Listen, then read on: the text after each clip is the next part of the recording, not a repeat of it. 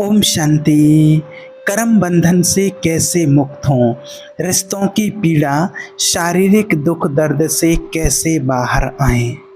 आज हम देख रहे हैं लोगों के जीवन में बहुत पीड़ा है, बहुत दुख है, बहुत दर्द है और वो अपने कर्म बंधन को समझ नहीं पा रहे हैं कि इससे बाहर हम कैसे आएं। तो इसके लिए कुछ लोगों ने कमेंट किया है कि कर्म बंधन क्या होते हैं और कर्म बंधन कैसे काटे जाते हैं, हमारे जीवन में जो दुख है उनसे छुटकारा कैसे मिले।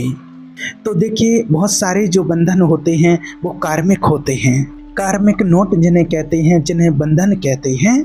तो आज आपको इस सवाल का जवाब मिलेगा कि आप भी अपने कर्म बंधनों से कैसे मुक्त हो सकते हैं, कैसे छूट सकते हैं। देखिए, कर्म बंधन क्या होते हैं। देखिए, किसी भी व्यक्ति के साथ जो हमारा लेने और देने का रिश्ता बनता है, मन में, अवचेतन मन के अंदर जो उसके कारण से कोई गांठ पड़ जाती है।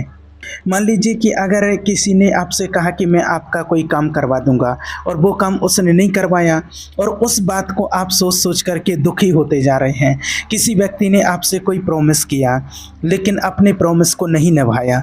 किसी व्यक्ति ने आपको चीट किया, धोखा दिया लाइफ में, और उस समय आपके मन में बहुत गुस्सा आया कि इस धोखे के लिए मैं सज़ा ज़रूर दूंगा। अब याद रखना कि उस टाइम पर आपने चाहे बोला हो अथवा ना बोला हो, लेकिन आपके अवचेतन मन के अंदर एक गांठ पड़ गई। उस टाइम पर उसके और आपके बीच में एक कर्म बंधन क्रिएट हो गया। ये बंधन दिखता तो नहीं है लेकिन है आपके मन में और इतना गहरा है। और इसी तरह से देखा जाए तो अगर किसी ने आपका पैसा छीन लिया है, किसी ने आपके रिलेशन बिगाड़ दिए बीच में आकर के, किसी भी व्यक्ति ने आपके रिलेशन पति पत्नी के बीच में आकर के और आप दोनों की जो अच्छी बनती थी वो बिगाड़ दिया है आपका रिलेशन, या फिर किसी ने आपकी प्रॉपर्टी पर कब्जा कर लिया है, या किसी ने आपको चीट किया है, या किसी ने आपको प्रॉमिस करके आपको धोखा दिया है, धोखा दे करके चला गया, आपसे प्रॉमिस किया, किसी और के साथ में शादी कर ली, भाग गई या भाग गया या कुछ भी हो गया। ऐसा कोई भी कार्य जो आपके साथ होता है तो कहीं ना कहीं आपके अंदर एक बहुत गहरा दर्द पैदा होता है और आपके अंतर्मन से आवाज़ निकलती है कि मैं इसका बदला जरूर लूँगा या लूँगी। और जब ये शब्द आपके अंदर पैदा हुआ तो जो मन में गांठ पैदा होती है कि अवचेतन मन, माना कि अवचेतन मन में जो चीज़ चली जाती है तो वो भूलता नहीं है। अवचेतन मन बहुत गहरा होता है और आपका जीवन भी बदल जाता है। हो सकता है कि आपके जीवन में सब कुछ ठीक ठाक हो जाता है, माना वो व्यक्ति आपके सामने आने लगा, आपसे बातचीत करने लगा, आप मिलने लगे, उसके साथ बैठने लगे, आप खाना पीना सब कुछ करने लगे, लेकिन आपके मन में जो गांठ पड़ी है उसके प्रति जो उसने किया था आपके साथ, वो गांठ खुलती नहीं है। अभी यहाँ होता क्या है कि ये जो कर्म बंधन बना है तो ये आपके और उस व्यक्ति के बीच में है। इसमें तीसरा और किसी का कोई लेना देना नहीं है। इसमें ईश्वर का, भगवान का भी कोई लेना देना नहीं है, क्योंकि जब कोई ऐसा कर्म का हिसाब किताब होता है और जब कोई दुख तकलीफ मिलती है तो लोग कहते हैं कि भगवान ने ऐसा किया है। तो यहाँ भगवान का इसमें कोई लेना देना नहीं है, ना भगवान का कोई दोष है इसमें। भगवान तो एक न्यूट्रल पावर है, वो सब कुछ देख रहे हैं कि इन दो लोगों के बीच में कर्म बंधन है। परमात्मा ने देखा, पहले भी देख रहे थे और अभी भी देख रहे हैं। अब जो एक कर्म बंधन आपके साथ है, अब ये व्यक्ति आपके जीवन में कहीं ना कहीं आएगा जिसका हिसाब किताब आपके साथ है, तो निश्चित रूप से दोनों को आना पड़ेगा। और इस बात को आप समझना, और आप भी आएंगे और उसको भी आना पड़ेगा, दोनों आमने सामने आएंगे। और एक बात याद रखना हमेशा, आपके जीवन में कोई भी व्यक्ति आपके जीवन में बिना कर्म बंधन के नहीं आता है। अच्छा या बुरा जो भी आपके सामने आएगा, चाहे अच्छा कर्म करने वाला व्यक्ति हो, आपको सुख देने के लिए आए या दुख देने के लिए आए, ये आपके कर्म बंधन के कारण आएगा, कर्मों के कारण आएगा। वो आएगा आपके जीवन में, निश्चित रूप से वो आएगा और वो कर्म बंधनों के कारण। और जैसे ही वो व्यक्ति आपके सामने आएगा और आपको देखते ही उससे नफ़रत पैदा हो जाएगी, उससे घृणा पैदा हो जाएगी, आपके अंदर आग लग जाएगी और आपको भी समझ में नहीं आएगा कि ये व्यक्ति पहली बार तो मिला है या इसको थोड़े ही दिन तो मिले हुए हुए हैं और इससे इतनी नफ़रत क्यों पैदा होने लगी है। हो सकता है कि अगर ये पहली बार मिलने से पहली लाइन में ना हो, लेकिन 2-4 दिन के बाद उस व्यक्ति से कोई ऐसा काम ऐसा कर दिया जाएगा कि जिससे आपके मन में वो नफ़रत मल्टीप्लाई हो जाए। आपको लगेगा कि मैं इस वजह से इससे चिढ़ रहा हूँ, मेरा इसने ऐसा काम बिगाड़ दिया है, इसलिए मैं इससे चिढ़ रहा हूँ। और वो चिढ़ आपकी बहुत गहरी है, समझना। कोई माना हो सकता है कि देवरानी जेठानी के ऐसे रिश्ते में डाल दिया, सास बहू के ऐसे रिश्ते में डाल दिया कि देखते ही चिढ़ मचती है। आपको कुछ ऐसा ऐसा लगता है कि उस व्यक्ति को देख कर के ही आपको चिढ़ लगती है, उस व्यक्ति को देखकर आपका गुस्सा बढ़ जाता है और आपका दिल करता है कि मैं इसको मार डालूं, ऐसा भी दिल करने लगता है। अब क्यों है ये कर्म बंधन? किसने बनाया? तो ये कर्म बंधन आपने ही बनाया है, किसी और ने नहीं बनाया है। आपने अपने कर्मों के द्वारा बनाया है और आप दोनों के बीच में है। अब आप बोलते हो कि भगवान ठीक क्यों नहीं कर देता है सब कुछ, जो मेरी समस्या है, जो मेरी लाइफ की समस्या है, भगवान इसको ठीक क्यों नहीं कर देते हैं? अब ये व्यक्ति क्यों मेरी जान का दुश्मन बना पड़ा है? तो ये व्यक्ति आपकी जान का दुश्मन नहीं बना है, आप दोनों के बीच में एक गांठ बनी पड़ी है। आपको बदला लेना है और उस व्यक्ति को बदला देना है, यानी कि एक तरीके से दोनों ही एक दूसरे के हिसाब किताब में बंधे हुए हैं और इससे आपको कोई नहीं निकाल सकता। इससे ना कोई व्यक्ति और भगवान का तो इसमें कोई लेन देन है ही नहीं। भगवान ने तो कुछ किया नहीं, ना भगवान आपको सुख दे रहे हैं ना आपको दुख दे रहे हैं। अब बंधन में तो दोनों ही हैं। अब क्या होगा कि जब तक आपका बदला पूरा नहीं हो जाता, या तो देखिए फिर क्या होता, या तो आप रगड़े जाते रहो कि माना आप उस कष्ट को झेलते रहो, भोगते रहो। पहला तरीका तो ये है। कर्म बंधन कैसे कटेंगे?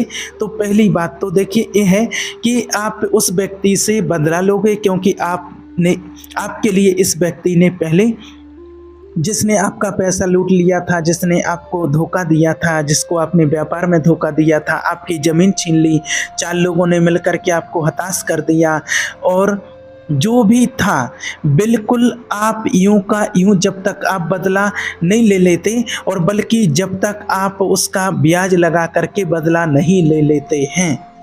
और ऐसे कितने केस ऐसे देखे गए हैं लोगों के कि जब तक वो तकलीफ पूरी ना हो जाए, और ऐसा देखा गया है प्रैक्टिकल में कि क्या किया जाए, लेकिन वो कर्म बंधन उससे छूटने ही नहीं देता है। तो देखिए अब हमें जानना है इससे मुक्ति का उपाय, किस कर्म बंधन से मुक्ति कैसे मिलेगी। जो उपाय आपको बताने जा रहे हैं, अगर आप ये नहीं करना चाहते हैं तो फिर आपको वो कर्म बंधन भोगना ही पड़ेगा। भोगो ही आप फिर वो किसी को मत कीजिए, अगर आपको भोगना ही पड़ेगा। और जब तक भोगोगे, जब तक उस कर्म बंधन का वो टाइम पीरियड पूरा नहीं हो जाता है। मान लीजिए कि आपने किसी की प्रॉपर्टी हड़पी थी और वो बंदा 20 साल तक उस प्रॉपर्टी के हड़पने से या 5 साल तक उस प्रॉपर्टी के हड़पने से दुखी हुआ था, तो आप भी किसी न किसी तरीके से 5 साल या 20 साल तक आप दुखी रहोगे। प्रॉपर्टी की वजह से ही आप दुखी रहोगे। तो क्या करूं इसके लिए? तो देखिए आप अगर चाहते हैं कि मुझे इससे छूटना है तो आपको करना क्या है। सबसे पहली बात तो आप मन से, वचन से, कर्म से माफ़ी मांगो। फर्स्ट स्टेप जो है मन वचन कर्म से कि हे परमात्मा, हे परमेश्वर, अगर मैंने किसी का दिल दुखाया है, मैंने जाने अनजाने में अगर किसी का दिल दुखाया है, तो मैं आपसे माफ़ी मांगती हूँ, माफ़ी मांगता हूँ। पहली बात तो माफ़ी मांगो और फील करके, आत्मा के लेवल पर माना फील करके देखना आप इस बात के लिए कि अगर कोई गलती की है तो वो दर्द आपको फील होना चाहिए कि वो दर्द कैसा होता है, जो तकलीफ़ आपने दी है वो तकलीफ़ कैसी होती है, उसको फील करना चाहिए। और यह ऊपर ऊपर से नहीं होगा कि ऊपर ऊपर से आपने बोल दिया कि बस हाँ सॉरी, हाँ माफ़ कर देना, ऐसा नहीं होगा। दिल से आपको माफ़ी मांगनी होगी और उस तकलीफ़ को महसूस करते हुए आपको माफ़ी मांगनी होगी। और फिर दूसरा है, अगर एक बार आपने माफ़ी मांग भी ली, एक बार आपने माफ़ी मांग ली, और लेकिन देखिए होता क्या है कि अगर कर्म बंधन कोई गहरा है तो एक दिन में माफ़ी नहीं मिल जाती है आपको कि एक बार आपने माफ़ी मांग ली। अगर आपने दर्द उसको इतने दिन तक दिया और एक बार आपने उसको सॉरी बोल दिया तो बात बन जाएगी क्या? नहीं, इसमें भी टाइम लगता है। और इसके लिए कई बार तो हम 21 दिन और कई बार तो 51 दिन तक का भी टाइम लग जाता है।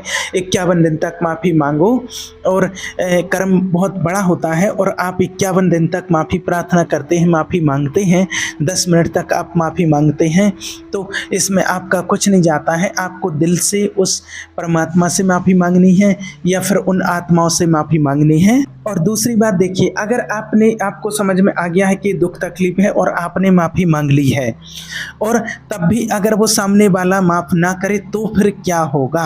तो उसके लिए बिल्कुल चिंता मत कीजिए, सामने वाला माफ़ करे या ना करे, लेकिन अगर आपने दिल से माफ़ी मांग ली है तो बहुत हद तक आप उस कर्म से मुक्त हो जाएंगे, बहुत हद तक। बाकी तो फिर देखिए कुदरत का जो न्याय होता है कि काफ़ी थोड़ा टाइम लगता है, कुछ समय लगता है, और फिर उसके बाद वो हिसाब किताब चुकता होने लगता है। लेकिन पहला काम तो आप कीजिए कि आपको माफ़ी मांगनी ही है। और तीसरी बात देखिए, अगर आपको कार्मिक बंधन खत्म करने हैं तो इसका जो और तरीका है वो है, कार्मिक बंधन के लिए आप जिस वजह से माना जो आपको बंधन है उसका अपोजिट करें। अगर आपका बंधन आपके जीवन में किसी ने नफरत पैदा की है तो आप आज प्यार बांटिए। अगर आपको नफरत आ रही है, किसी ने आपको नफरत दी है, तो आप उसको प्यार बांटना शुरू कर दीजिए। आप देखिए होता क्या है कि जीवन में प्यार की भी एक एनर्जी होती है और नफ़रत की भी एक एनर्जी होती है। अब जो ज़्यादा होगी वो उसको हमेशा ओवर पावर कर देगी, तो आपकी जो नफ़रत की पावर है वो कम हो जाएगी, और आपके जीवन में जिस चीज़ की कमी फील कर रहे हैं उस चीज़ को आप बांटना शुरू कीजिए, जो भी चीज़ की कमी है। अब आप कहेंगे कि ये तो बिल्कुल उल्टा बोल रहे हो, वास्तव में सत्य है। अब कई लोग कहते हैं कि जिस चीज़ की कमी है वो कैसे बांटेंगे, पैसे की कमी है तो पैसा कैसे बांटेंगे, हम कैसे बांट सकते हैं?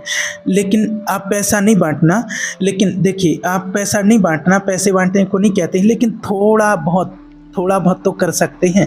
जैसे मान लीजिए कि आप महीने के 10,000 रुपये कमाते हैं, तो उसमें से आप महीने के 100 रुपये निकालें, 100 रुपये निकालें, और आपको ऐसा लगता है आपने कभी बांटा नहीं था तो आपको पैसा नहीं दिया जा रहा, आपने कभी प्यार नहीं बांटा तो आपको प्यार नहीं दिया जा रहा। आप होता क्या है कि आपकी एक गांठ बंधी हुई है, और उस गांठ के पीछे का जो लालच था, वो लालच को तोड़ने के लिए, अपने मन की गांठ को तोड़ने के लिए आप अपने पैसे को बांटिए। माना कभी आपने लालच किया था तो उसको तोड़िए और पैसे को बांटिए। तो कभी लिया था तो दें, तो वो बंधन कटता है प्यार बांटने से। चौथी जो चीज़ होती है कि जो चीज़ है उस चीज़ का आप दान कर सकते हैं। जो आपके पास है, जितना आप जैसे भी कर सकते हैं, चाहे आप थोड़ा सा ही क्यों ना करें, थोड़ा ही कीजिए तो भी आप कीजिए। चाहे आप किसी भूखे को भोजन करा दीजिए, घर पे 2 रोटी खिला दीजिए, प्यासे को पानी पिला दीजिए, ये बहुत बड़ी सेवा होती है दान की। तो आप ये कीजिए, इससे भी आपके कर्म बंधन छूटने लगते हैं, कम होने लगते हैं, कटने लगते हैं।